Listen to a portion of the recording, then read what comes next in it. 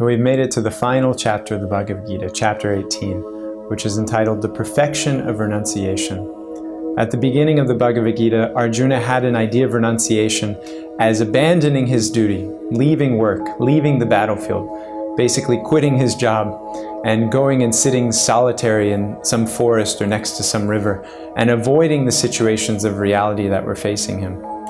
And what Krishna has helped him understand now is that the real perfection of renunciation is not to cast aside your duty or to disengage from the world, but actually to face those things head on, to engage with the world, and at the same time engage with the world in consciousness of Krishna.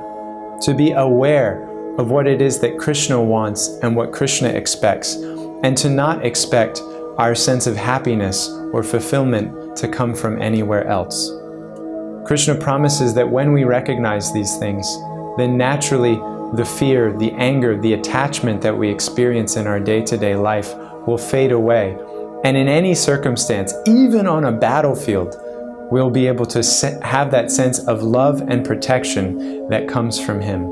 So he famously says at the end of this 18th chapter, Sarva dharma parityaja mamekam sharanam vraja.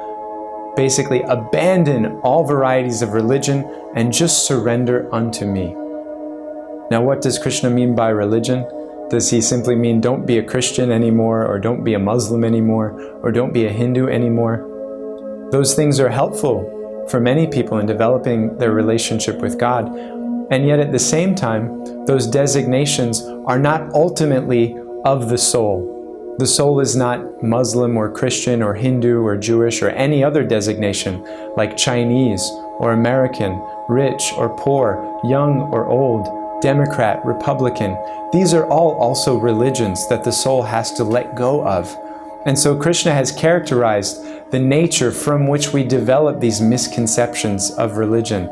That's why he gave us the 13th and 14th and 16th and 17th chapters, so that we could see how the modes of material nature were affecting Arjuna and ourselves, causing us to misidentify with the material energy and to go into these designations: black, white, rich, poor, young, old, Chinese, American, Brazilian, Italian.